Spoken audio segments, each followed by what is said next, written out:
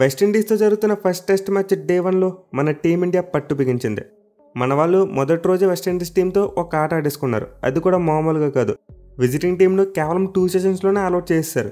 అంతే మన వాళ్ళ బ్యాటింగ్ చూసుకుంటే టాప్ నాచ్. ఈవెన్ దో 2 వికెట్లు పడిపోయినప్పటికీ ఒక ఎండ్లో రాల్ సాలిడ్గా నిలబడిపోయాడు. దీంతో డే 1 ఎండేసరికి మన టీం 121 రన్స్ కొట్టారు. సో టెస్ట్ మ్యాచ్ అయితే ఎగ్జాక్ట్లీ మనం అనుకున్నట్టే జరుగుతుంది.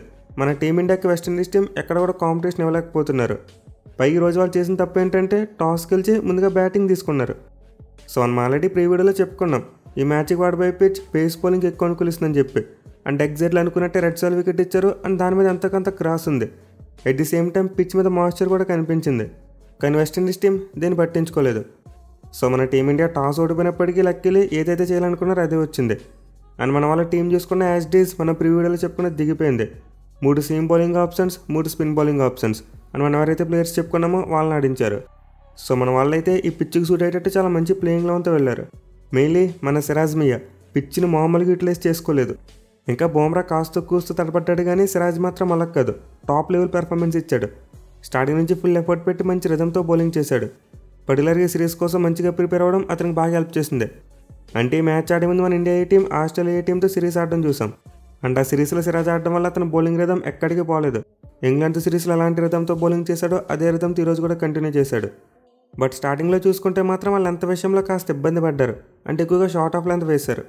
కానీ ఒక 2-3 అవర్స్ అయిపోయి చూసుకుంటే మాత్రం కంప్లీట్లీ ఫ్లోలోకి వస్తారు. ఎస్పెషల్లీ ముందు చెప్పుకున్నట్టు సిరాజ్ అయితే చాలా ఫాస్ట్గా రిథం అందుకున్నాడు అండ్ అద్భుతమైన బౌలింగ్ చేశాడు.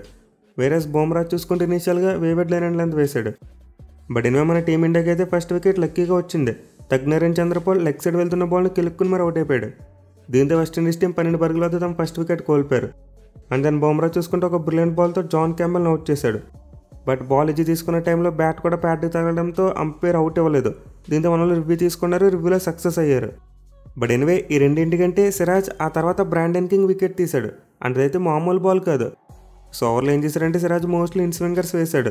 అది కూడా స్క్రాంబుల్ సీమ్ పెట్టి ఇన్స్వింగర్స్ వేశాడు. దీంతో ఫస్ట్ 2 బాల్స్ లోపలికి రావడం చూసి కొంతవరకు అంచనా వేసిన బ్రాండన్ కింగ్ నెక్స్ట్ బాల్ 4 కొట్టాడు. కానీ తర్వాత బాల్ చూసుకుంటే మాత్రం కంప్లీట్లీ మిస్టేక్ చేశాడు. ముందు బాల్ ఇన్ స్వింగ్ వేస్తే 4 కొట్టాను కదా, దీంతో అవుట్ స్వింగ్ వేస్తాడేమో అనుకున్నాడు. But Siraj up to the task.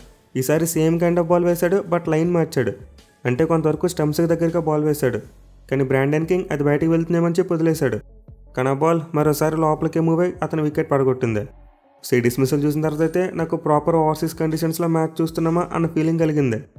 ఇక తర్వాత చూసుకుంటే సిరాజ్ నెక్స్ట్ ఓవర్లో ఎలీ కథనాజ్ వికెట్ తీశాడు. కానీ ఈసారి చూసుకుంటే మాత్రం బ్యాట్స్మెన్ కొంతవరకు ఫ్యాన్సీ షాట్ ఆడాడు. సో ఇనిషియల్గా చూసుకుంటే వెస్టిండీస్ టీం 42 పరుగులకే 4 వికెట్లు కోల్పోయి కష్టాల్లో పడింది. బట్ తర్వాత మాత్రం ఒక మంచి పార్ట్నర్షిప్ రావడం చూసాం. వాళ్ళ కెప్టెన్ రోస్టన్ చేజ్ అలాగే షెహోప్ ఇద్దరు కలిపి 4 వికెట్కి 48 పరుగుల పార్ట్నర్షిప్ యాడ్ చేశారు. సో మనం దీని గురించి కూడా ప్రీ వీడియోలో మాట్లాడుకున్నాం. వెస్టిండీస్ టీంకి ఏదైనా స్ట్రెంత్ ఉందంటే మిడిల్ ఆర్డర్ బ్యాటింగ్ అనే చెప్పి. అండ్ ఎగ్జాక్ట్లీ అనుకున్నట్టే వాళ్ళ మిడిల్ ఆర్డర్ బ్యాట్స్మెన్ కాస్త కూస్తో పోరాడారు. బట్ స్టిల్ అది సరిపోలేదు. సరిగ్గా లంచ్ బ్రేక్ వస్తుంది అనుకున్న టైంలో కుల్దీప్ యాదవ్ బౌలింగ్కి వచ్చి షేప్ వికెట్ తీశాడు. సో ఈ విధంగా వెస్టిండీస్ టీం అయితే లంచ్ బ్రేక్ వచ్చే టైంకి 90 పరుగులు మాత్రమే చేసి 5 వికెట్లు కోల్పోయారు. దీంతో మన టీమిండియా మొదటి సెషన్లోనే మ్యాచ్ మీద పట్టు బిగించేసినట్టు అయిపోయింది. ఈవెన్ ఆ తర్వాత చూసుకున్న వెస్టిండీస్ టీం వికెట్లు కోల్పోతూనే ఉన్నారు. లంచ్ బ్రేక్ అవగానే సిరాజ్ బౌలింగ్కి వచ్చి రోస్టన్ చేజ్ వికెట్ తీశాడు. అండ్ తర్వాత చూసుకుంటే గ్రేవ్స్ మరియు పియర్ మధ్య ఒక చిన్న పార్ట్నర్షిప్ అయితే బిల్డ్ అయింది. బట్ ఈ పార్ట్నర్షిప్లో వాళ్ళకి లక్ అయితే కలిసి వచ్చింది. సుందర్ బౌలింగ్లో గ్రేవ్స్ ఇచ్చిన ఒక క్యాచ్ను కేఎల్ రాహుల్ డ్రాప్ చేశాడు. అదర్వైజ్ వెస్టిండీస్ టీం ఇంకా తొందరగా అవుట్ అయిపోయి ఉండేది. బట్ ఎనివే కాసేపటికి సుందర్ బాల్ని డ్రిఫ్ట్ చేస్తూ పియర్ని ఎల్బీడబ్ల్యూకి అవుట్ చేశాడు. అండ్ దెన్ ఆ తర్వాత బుమ్రా యార్కర్ల మోడ్లోకి మారిపోవడం చూసాం. 2 అద్భుతమైన యార్కర్స్తో గ్రేవ్స్ని అవుట్ చేశాడు, అలాగే లేయర్ని అవుట్ చేశాడు. దీంతో ఒక్కసారిగా వెస్టిండీస్ టీం కుప్పకూలిపోయింది. అండ్ ఈ మధ్యలో చూసుకుంటే బుమ్రా ఒక రికార్డును కూడా క్రియేట్ చేశాడు. ఇండియన్ సాయిల్ మీద అత్యంత వేగంగా 50 వికెట్లు తీసి జవగల్ శ్రీనాథ్ రికార్డ్ని ఈక్వల్ చేశాడు. బట్ ఎనివే చివరిలో బుమ్రా సిరాజ్ కోసం ఒక త్యాగం చేశాడు. అదేంటంటే లాస్ట్ వికెట్ తీయడానికి తనకు ఆపర్చునిటీ ఉంది. తను కూడా 4 వికెటాలు కంప్లీట్ చేసుకుని ఉండేవాడు. బట్ ఎనివే మరో వికెట్ తీసుకుంటే సిరాజ్కి 5 వికెటాలు అవుతుందని చెప్పి బుమ్రా ఆలోచించాడు. దీంతో ఓవర్లో మిగతా 5 బాల్స్ స్టంప్స్ లైన్లో వేయలేదు, కంప్లీట్లీ బయటకు వేశాడు. అసలు బ్యాట్స్మెన్ కొడదామంటే అందరంత దూరంలో బౌలింగ్ చేశాడు. సో బుమ్రా చేసిన పని అయితే అతనికి మరియు సిరాజ్కి మధ్య బాండింగ్ ఏ లెవెల్ ఉందో తెలుపుతుంది. ఇద్దరు తమ ఇండివిజువల్ సక్సెస్ను మాత్రమే కాకుండా ఒక్కరి సక్సెస్ను ఒకరు ఎంజాయ్ చేస్తున్నారు. సో దీనివల్ల బుమ్రా కావాలని వికెట్ తీయకుండా సిరాజ్కి ఛాన్స్ ఇచ్చాడు. కానీ సాడ్ థింగ్ ఏంటంటే నెక్స్ట్ ఓవర్లో సిరాజ్ ఎంత గట్టిగా ట్రై చేసినా వికెట్ పడలేదు. అతనికి 5 వికెట్ వాళ్ళు కంప్లీట్ కాలేదు. కొన్ని నెక్స్ట్ ఓవర్లో బుమ్రాకి ఏమైనా వికెట్ దొరికిందంటే లేదు, కుల్దీప్ యాదవ్ బౌలింగ్కి వచ్చి ఆ వికెట్ తీసుకున్నాడు. సో మొత్తం మీద బూమర్ అయితే సిరాజ్ కోసం త్యాగం చేశాడు, కానీ ఏం చేస్తాం, సిరాజ్కి రాసి పెట్టలేదు. బట్ ఎనివే ఓవరాల్గా చూసుకుంటే మన వాళ్ళ బౌలింగ్ పర్ఫార్మెన్స్ అదిరిపోయింది. అసలు ఎక్కడ కూడా వెస్టిండీస్ టీంకి తేరుకునే ఛాన్స్ ఇవ్వలేదు, రెగ్యులర్ ఇంటర్వెల్స్లో వికెట్లు తీస్తూనే ఉన్నారు. సో మన వాళ్ళ బౌలింగ్లో చూసుకుంటే సిరాజ్ 4 వికెట్స్ తీసుకున్నాడు అండ్ బూమరా 3 వికెట్లు తీసుకున్నాడు. ఇక స్పిన్నర్స్లో చూసుకుంటే కుల్దీప్కి 2, సుందర్ కోటి దక్కింది. ఇన్ఫాక్ట్ అసలు ఈ డే 1లో స్పిన్నర్స్ ఎక్కువగా బౌలింగే చేయలేదు. జడేజా 3 ఓవర్స్ వేశాడు, సుందర్ 3 ఓవర్స్ వేశాడు అండ్ కుల్దీప్ యాదవ్ చూసుకుంటే 6 ఓవర్లు వేశాడు. అదే మన పేస్ బౌలర్స్ చూసుకుంటే బూమరా మరియు సిరాజ్ ఇద్దరు కూడా చివరి 14 ఓవర్లు వేశారు. అలాగే నితీష్ కుమార్ రెడ్డి కూడా 4 ఓవర్స్ వేశాడు. సో పిచ్కి తగ్గట్టు మన కెప్టెన్ శుభ్మన్ గిల్ అయితే బౌలర్స్ని చాలా బాగా రొటేట్ చేశాడు. అలాగే మన వాళ్ళ ఫీల్డింగ్ కూడా మంచిగా ఉంది. ఒక రాల్ క్యాచ్ డ్రాప్ చేయడం తప్పితే మిగతాదంతా కూడా చాలా బాగా చేశారు. ఎస్పెషల్ వికెట్ కీపర్ ధృజులను మెచ్చుకోవాలి, అతను చాలా మంచిగా వికెట్ కీపింగ్ చేశాడు. At the same time DRS calls విషయంలో కూడా చాలా బాగా డిసిషన్స్ తీసుకున్నాడు. సో మొత్తం మీద బౌలింగ్ మరియు ఫీల్డింగ్ విషయంలో అయితే ఒక మంచి ఆల్రౌండ్ పెర్ఫార్మెన్స్ చూసాం. వేరేజ్ మన వాళ్ళ బ్యాటింగ్ విషయానికి వస్తే చాలా స్లోగా స్టార్ట్ చేశారు. అసలు ఎక్స్పెక్ట్ చేయలేదు మన వాళ్ళ బ్యాటింగ్ అంత స్లోగా ఉంటుందని చెప్పి. మళ్ళీ జైస్వాల్ అయితే ఒకనొక టైంలో 20 స్ట్రైక్ రేట్తో బ్యాటింగ్ చేశాడు. సో ఇనీషియల్గా వెస్టిండీస్ బౌలర్స్ అయితే చాలా కట్టుదిట్టంగా బౌలింగ్ చేయడం దీనికి ఒక reason. At the same time మన ఓపెనర్స్ చాలా వాచ్ఫుల్గా బ్యాటింగ్ చేశారు. ఎందుకంటే బాల్ కొత్తగా ఉన్నప్పుడు అంత ఈజీగా ఏమీ లేదు, మూవ్ అవుతుంది. దీనివల్ల మన ఓపెనర్స్ చాలా అంటే చాలా వాచ్ఫుల్గా బ్యాటింగ్ చేశారు. బట్ ఎనివే ఆ 22 మినిట్స్ రెయిన్ బ్రేక్ ఎప్పుడైతే వచ్చిందో ఆ తర్వాత చూసాం మన వాళ్ళ బ్యాటింగ్ కంప్లీట్లీ మారిపోయింది. ఎస్పెషల్ ఆ తర్వాత జైస్వాల్ పెచ్చ కొట్టాడు. సో రెయిన్ బ్రేక్ వచ్చే వరకు రామంలా బ్యాటింగ్ చేసిన జైస్వాల్ ఆ తర్వాత మాత్రం రిమ్ అయిపోయాడు, వరుస పెట్టి బౌండరీస్ కొడుతూనే ఉన్నాడు. బట్ ఇలా కొట్టే క్రమంలోనే క్యారీడ్ అయిపోయాడు. ముందు గ్రేవ్స్ బౌలింగ్లో 2-3 కట్ షాట్స్ కొట్టాడు అండ్ అవి కనెక్ట్ అయ్యాయి. కానీ తర్వాత చూసుకుంటే మాత్రం జేడెన్ సీల్స్ బౌలింగ్లో కూడా అదే చేద్దాం అనుకున్నాడు. అయితే గ్రేవ్స్కి సీల్స్ కొన్న మధ్య డిఫరెన్స్ ఏంటంటే పేస్. సీల్స్ చాలా ఎక్కువ పేస్తో బౌలింగ్ చేస్తాడు. అట్ ది సేమ్ టైం కొంతవరకు బాడీకి దగ్గరగా బౌలింగ్ చేశాడు. దీనివల్ల జైస్వాల్ ఆడదాం అనుకున్న కట్ షాట్ కనెక్ట్ అవ్వలేదు అండ్ కీపర్కి క్యాచ్ ఇచ్చి అవుట్ అయిపోయాడు. వేరే సుదర్శన్ చూసుకుంటే మరోసారి తనకు వచ్చిన ఒక మంచి అవకాశాన్ని నేలపాలు చేసుకున్నాడు. నిజంగా ఒక పూర్ షాట్ ఆడి తన వికెట్ని కోల్పోయాడు. సో నిజానికి జైస్వాల్ అవుట్ అయిపోయిన రాల్ ఎండ్లో చాలా మంచిగా బ్యాటింగ్ చేస్తున్నాడు. దీంతో సుదర్శన్ అంత ఎక్స్పెన్సివ్ షాట్కి వెళ్ళవలసిన అవసరం లేదు. మళ్ళీ తన వెనకాల రన్స్లో దీంతో చాలా జాగ్రత్తగా బ్యాటింగ్ చేయాలి.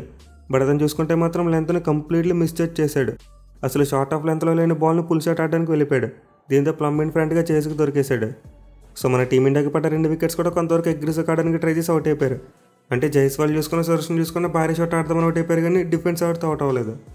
బట్ ఎనివే ఆ తర్వాత రాల్ మరియు శుభ్మన్ గిల్ మరో వికెట్ పడకుండా డేని ఫినిష్ చేశారు. మన టీమిండియా ప్రజెంట్ 121 రన్స్ కొట్టింది, ఇంకా 41 రన్స్ వెనకపడి ఉన్నారు వెస్టిండీస్ టీం కంటే. సో ప్రస్తుతానికి అయితే కేవలం చాలా అద్భుతమైన టెంపర్మెంట్తో బ్యాటింగ్ చేస్తున్నాడు అండ్ అతని క్లాస్ గురించి ప్రత్యేకంగా చెప్పనవసరం లేదు. నిజంగా కొన్ని బ్రిలియంట్ షాట్స్ ఆడాడు. ఇన్ఫాక్ట్ బౌలింగ్లో సిరాజ్గా ఇండియా ఏ ప్రిపరేషన్ ఎలా వర్క్ అయిందో రాల్ కూడా అలానే వర్క్ అయింది. అంటే రాల్ కూడా ఇండియా ఏ సిరీస్లో ఆడాడు అండ్ ఒక మ్యాచ్లో 176 రన్స్ కొట్టాడు. దీనివల్ల ఈరోజు చాలా అంటే చాలా కంఫర్టబుల్గా బ్యాటింగ్ చేశాడు, ఎక్కడ కూడా స్ట్రగుల్ అవ్వలేదు. సో కేవలాల్గా అయితే 2025 టెస్ట్ ఫార్మేట్లో ఒక బిగ్గెస్ట్ టర్నింగ్ పాయింట్గా మారబోతుంది. ఎందుకంటే ఇప్పటికీ ఆడేది 50 కంటే ఎక్కువ యావరేజ్తో 500 కంటే ఎక్కువ రన్స్ కొట్టేశాడు. సో ప్రస్తుతానికైతే రాల్ చేయవలసింది ఏమీ లేదు, ఇన్నింగ్స్ని మరింత ముందు తీసుకెళ్ళాలి. ఈ రోజు ఎలా అయితే బ్యాటింగ్ చేశాడో రేపు కూడా అలానే బ్యాటింగ్ చేస్తూ వెళ్ళిపోవాలి. ఇన్ఫాక్ట్ చివరి వరకు అవుట్ అవ్వకుండా ఉండగలిగితే తన యావరేజ్ చాలా ఎక్కువగా పెరుగుద్ది. ఇక రన్లో చూసుకుంటే మన కెప్టెన్ శుభ్మన్ గిల్ కూడా సాలిడ్గానే కనిపించాడు. ఏషియా కప్లో తడబడినప్పటికీ టెస్ట్ ఫార్మేట్లో మాత్రం బ్యాక్ టు ఫామ్ అన్నట్టే ఉంది. సో ప్రస్తుతానికి వీళ్ళిద్దరి మధ్య 31 పరుగుల పార్ట్నర్షిప్ నడుస్తుంది. అండ్ ఈ పార్ట్నర్షిప్ కనుక పెద్దగా మరి మన టీమిండియా ఒక 400+ రన్స్ కొట్టినా చాలా ఈజీగా మ్యాచ్ గెలిచేస్తారు. ఇన్ఫాక్ట్ 2 ఇన్నింగ్స్లో బ్యాటింగ్ చేయవలసిన అవసరమే రాదనుకుంటున్నా. ఎందుకంటే మన టీం ఒక 400 రన్స్ కొడితే ఈజీగా 250 వరకు లీడ్ వచ్చేస్తుంది. దీంతో వెస్టిండీస్ టీం దాన్ని అందుకుంటారో లేదో కూడా తెలియదు. సో మన టీమిండియా బ్యాట్స్మెన్ తమ పరుగులు దాన్ని తీర్చుకోవాలంటే ఫస్ట్ ఇన్నింగ్సే. సెకండ్ ఇన్నింగ్స్లో కొడదామంటే సెకండ్ ఇన్నింగ్స్ ఆడే అవకాశం రాకపోవచ్చు. పైగా మన బ్యాట్స్మెన్కి ఉండే అడ్వాంటేజ్ ఏంటంటే డే 2లో పిచ్ బ్యాటింగ్ మరింత అనుకూలంగా మారబోతుంది. సో ఇప్పటికే డే 1 ఎండింగ్ పిచ్ కొంతవరకు ఫ్లాట్గా మారడం చూసాం. దీంతో డే 2లో బ్యాట్స్మెన్కి మరింత ఈజీగా రన్స్ కొట్టేందుకు అవకాశం దొరుకుద్ది. దీంతో మన టీమిండియా బ్యాట్స్మెన్ దీన్ని కంప్లీట్లీ యూటిలైజ్ చేసుకుంటే భారీ ఇన్నింగ్స్లో ఆడొచ్చు. చూడాలి మరి డే 2లో కూడా మన వాళ్ళ డామినెన్స్గా కొనసాగుతుందా లేకపోతే వెస్టిండీస్ టీం ఏమైనా కంబ్యాక్ చేస్తారనేది.